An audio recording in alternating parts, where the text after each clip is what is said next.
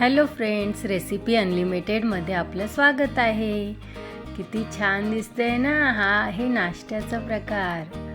तर मी हा नाश्ता बनवला आहे पावापासून।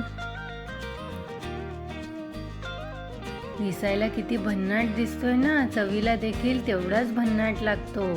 चला तर मग वळूया रेसिपीकडे। त्याआधी तुम्ही जर चॅनलला सबस्क्राईब नसेल केलं तर प्लीज सबस्क्राईब करा आणि बेल आयकॉनवर क्लिक करायला विसरू नका। चला रेसिपीला सुरुवात करूया। एका पॅनमध्ये मी तेल घेतलं आहे आणि त्यामध्ये थोडं बटर घातलं आहे आणि त्यामध्ये एकदम बारीक चॉप केलेला कांदा घातला आहे।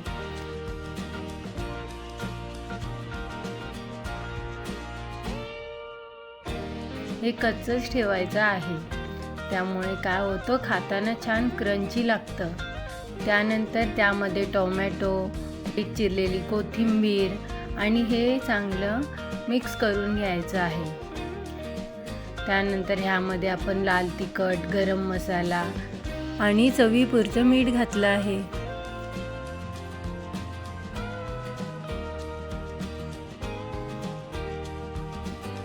आणि शेजवान चटणी घातली आहे आणि हे चांगलं एकजीव करून घ्यायचं आहे। 2 मिनिटे ह्याला छान परतून घ्यायचं आहे।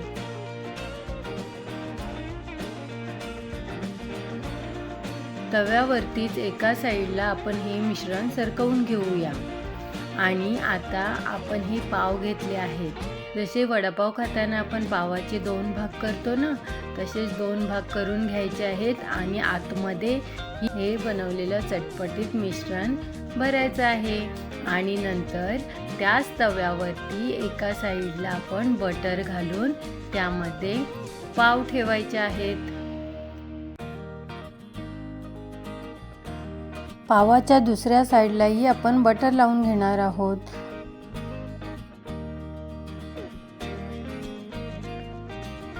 आणि छान खरपूस भाजून घेणार आहोत। तुम्ही पाहू शकता किती छान भाजले गेले आहेत ना आपले पाव। तर आता सर्विंगसाठी रेडी आहेत। चला तर मग सर्व करूया।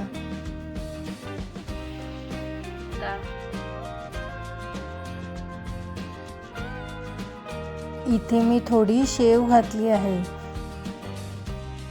आणि त्यावरती छान चीज घालायचं आहे। चीज पूर्णपणे ऑप्शनल आहे। किती भन्नाट आणि टेस्टी दिसतोय ना हा नाश्ता। चवीलाही तितकाच भन्नाट लागतो। एकदा नक्की करून पहा।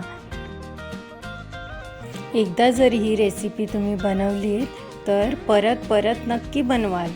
100% रेसिपी खूप भन्नाट लागते।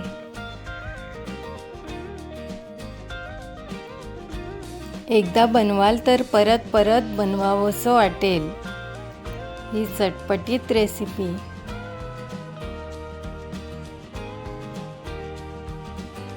या चटपटीत रेसिपीसाठी एक लाईक नक्की करा। Thank you.